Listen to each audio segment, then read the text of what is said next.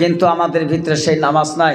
বান্দা বড় বড় গুনাহ করে ফেলে, বান্দা বড় বড় গুনাহ করে, কিন্তু আল্লাহর কাছে কোনোদিনও গুনার জন্য মাগফিরাত চায় না। চাই কি ভাই? কথা কোন চাই কি? হিসাব করে দেখেন, এই 30 বছর 50 বছর 60 বছর জিন্দেগিতে আপনি আমি যে কত গুনাহ করছি, ও বাবা এই গুনার কথা মনে করে কি একদিন আল্লাহর কাছে কান্দি?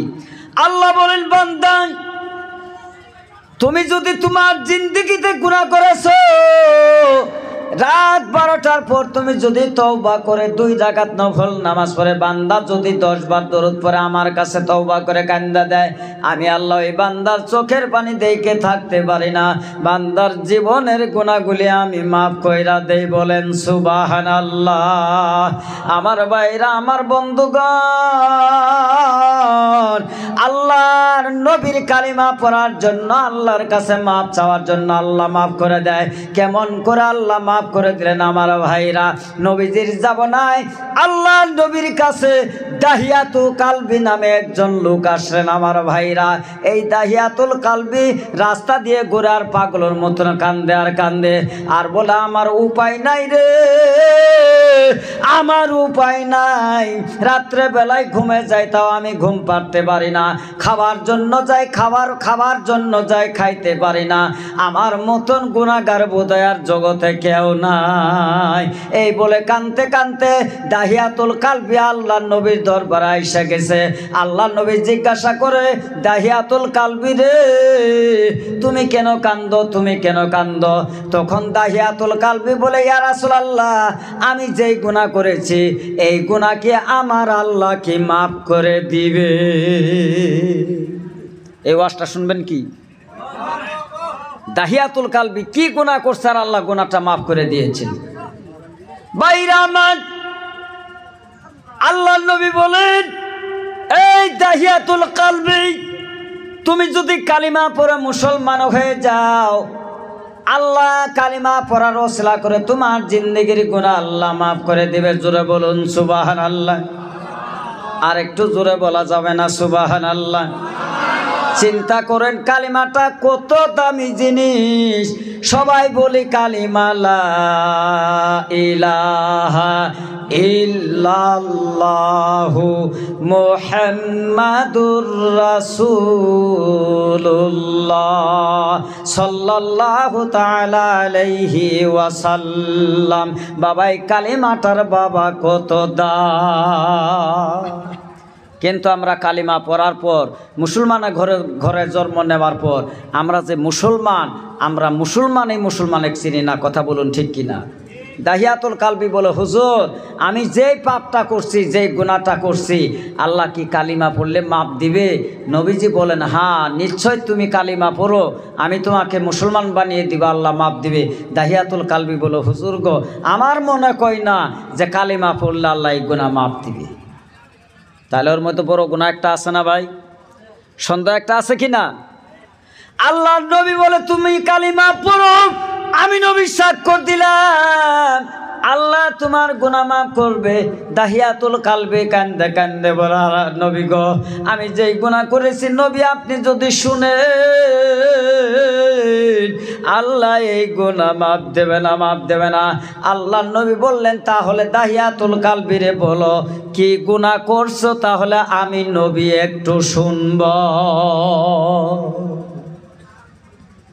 তাহলে বলো তো দেখি তুমি কি গুনাহ করেছো। দাহিয়াতুল কালবি বলে, ইয়া রাসূলুল্লাহ, আমার ঘরে অনেক কয়েকজন, আমার ঘরের স্ত্রী যখন গর্ভবতী হয়, আমি বড় বড় একটা ব্যবসাদার ছিলাম, ব্যবসাদারের ভিতরে আমি একজন লিডার ছিলাম। আমি দূর বিদেশে ব্যবসা করি, সবাই দেশের মানুষ আমাকে বাণিজ্যর ব্যবসা লিডার বলে মানে। কিন্তু ওই সময়কালে যদি কারো ঘরে যদি মেয়ে সন্তান যদি হইতো, জিন্দাই তাকে কবর দিত, জমিনের মধ্যে পুঁতে রাখতো। আর যার বাড়িতে মেয়ে হইতো তার সঙ্গে গ্রামের মানুষ কোনো দিনও ব্যবসায় চলাফেরা করতো না। তাই আমার স্ত্রী যখন গর্ভ 7 মাসের যখন গর্ভ হয়ে গেল, আমার স্ত্রীকে আমি বললাম 7 বছরের জন্য আমি বিদেশে চলে যাব, বাণিজ্যের জন্য চলে যাব। তোমার গর্ভে যদি মেয়ে সন্তান হয় তাকে তুমি জিন্দায় দাফন করে দেবা, আর যদি পোলা হয় ছেলে হয় তাহলে তাকে লালন পালন করবা। আমি ফিরে আইসে যেন মেয়ে সন্তানের মুখ দেখি না। বাবা এই ওয়াজটা করলে কি শুনতে ইচ্ছা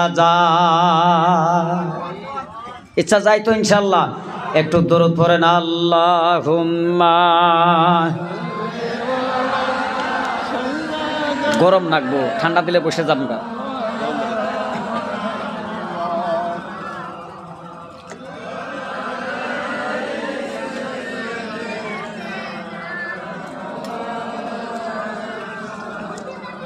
ও নবী,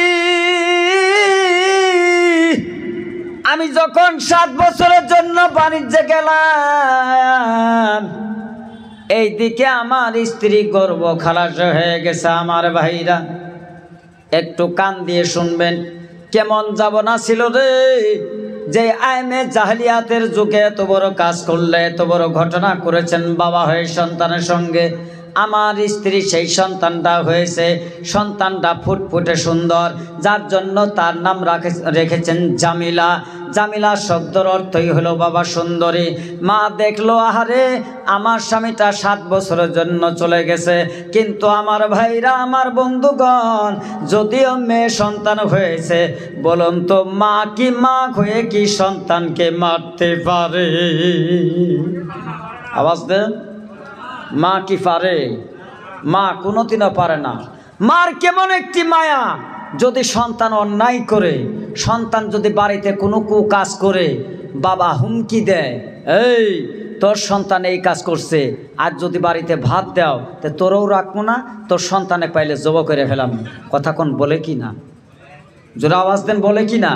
কারণ বাবার চাইতে মার অনেক গুণ, ধৈর্য বেশি। সন্তান পালাইছে, অন্য বাড়িতে গেছে, বাবা কিছুখানা খাদ্য খায় ঘুমায় গেছে, বলুন তো রাত্রের 1টা বাজা পর্যন্ত মা কি ঘুমায়? জোরে আওয়াজ দেন, ঘুমায়? ও বাবাজিরা, মা ঘুমায় নাই। মা কি করে পেশাবের নসলা দেয়, পায়খানার কথা বলে, আর পরার বাড়িতে ওই সন্তানকে তালাশ করে দেখেছে অন্য মানুষের বাড়িতে ঘরের দুয়ারে পালিয়ে আছে। সন্তানকে বলে, বাবা রে, তোমার বাবা যখন ঘুমায় যাবে তখন আমি তোমার জন্য ভাত নিয়ে আসবো। যদি আমার আসতে দেরি হয়, তুমি বেড়ার পাশে গিয়া হাত দিয়ে তুমি খুরখুর করবা, একটু টান দিবা, তাহলে আমি জানবো আমার বাবা ঘরের পাশে আসছে। আমি আস্তে করে দরজা খুলে তোরে বুকের মধ্যে নিব। একটু জোরে বলুন না মারহাবা। ভাইরা, যাদের মা নাই দুনিয়ার জমিনে, তার মতন কাঙ্গাল, তার মতন ভিখারি আর জগতে কেউ হতে পারে না। এই বাবাজিরা, বর্তমান যুগ সেই মাকে বাড়ির থেকে বের করে দেয়, বাবাকে বাড়ির থেকে ধাক্কা দিয়ে বের করে দেয়। পরার মেয়ে সুন্দরীর কথা শুই না, মা বাবাকে বের করে দিয়া বউ নিয়ে বাড়ির মধ্যে আনন্দে ফুর্তিতে খায়। মা পরার বাড়িতে ভিক্ষা করে খাই রে, আর ওই জলম দুঃখিনী মায়ের খবর নিল না। একটু জোরে বলুন ঠিক কিনা? আছে না গো বাবা? এই ধরনের লোক আছে। আমি এই দিকে আর গেলাম না। যেই মা অত কষ্ট করে সন্তান এখন থাকতে থাকতে ঘরের পিছনে আইসে বেড়ার মধ্যে যখন খুরখুর করে, তখন বাবা কয়, এই ঘরের পাশ মেরে কেরা কি করে রে? মায়ে তখন কলে যে মাছ ভাই যে তুইছি, এই বিলাই একবার দম মারে একবারে উমরে যায়, এটা বিলাই বকরতাছে। দেখছেন মায়ের চালাকি? কারণ মা যদি বিলাইয়ের কথা না কয় তাহলে তো সন্তানগুলি দিশে পাবো। আপনি ঘুমান, আমি দেখে আসি, দরজা খুলে দেখে আসি। তখন মা ইশারা দিয়ে কয়, র বিলাই, যে আমি আসতেছি। তার সন্তান যদি ভাবে যে মা এখন আসতেছে, কয় না গো বাবা? মা কয় না। এখন সন্তান আস্তে করে ঘরের দরজা খুলে দিয়েছে। সন্তান বলে, মা মা, রাত 12টা হয়ে গেছে মা গো, ঠান্ডার মধ্যে আমি বাইরে থাকতে পারি না। আহারে জনম দুঃখিনী মা আমার সন্তানকে আসলের দ্বারা এমন করে সাপটে ধরে সন্তানকে বলে, বাবা রে, তোর তোর জন্য রাত 12টা হয়ে গেছে, এখন পর্যন্ত ঘুমানো তো দূরের কথা, আমি এক মুষ্টি দানাও আমি খাই নাই।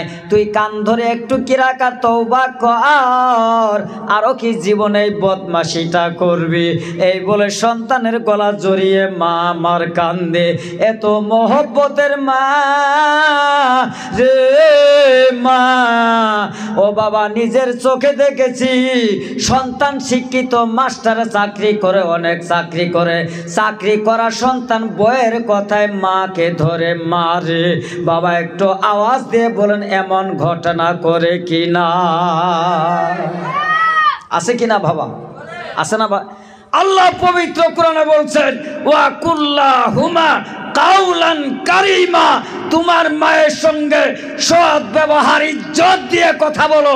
তুমি কি জানো প্রত্যেক সন্তানের জন্য মায়ের ডান ঠ্যাঙ্গের বুড়ি আঙ্গুলের নিচে প্রত্যেক সন্তানদের জান্নাত? জোরে কোন সুবহান। তুমি যত বড় পীর সাহেবের হাত ধরো, তোমার মা যদি নারাজ থাকে, পীর সাহেব যেই জায়গারই হোক, যতই দোয়া করুক, মা তোমাকে মাফ না দেওয়া পর্যন্ত আল্লাহর নবীও তোমাকে সাবায়াত করবে না। ভাইরা, তাহলে সেই মাকে মহব্বত করার দরকার আছে কিনা? আর মা এক বাইতনো বাইকিরি দিয়ে পীর সাহেবের গায়ে 14,000 টাকা দাম চাদর কিনে দিয়ে বলো, বাবা আপনি আমার জন্য দোয়া করেন, আমার পীর সাহেব যদি আমার থাকে তাহলে আমার সাথে কেরা, তোর মাও খাই ভিক্ষে করে ময়ূরে দেখ বাঁশের ডলা তো কি বিক্রি দেয়। খারাপ পাইতেছেন ভাই? খারাপ পাইতেছেন কি? সেই মা, সেই বাবা, ওয়া কাদা রাব্বুকা আল্লা তা'বুদু ইল্লা ইয়াহু ওয়া বিল ওয়ালিদাইনি ইহসানা। আরেকটু জোরে বলেন সুবহান।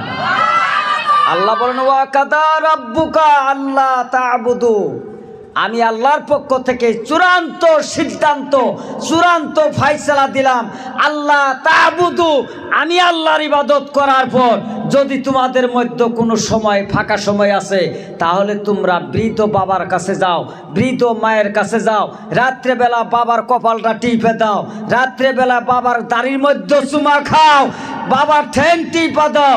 বাবা যদি লক্ষ্য করে বলে বাবা আমি বড় শান্তি হয়ে গেছি, আল্লাহ বলে দুনিয়া থাকতেই ও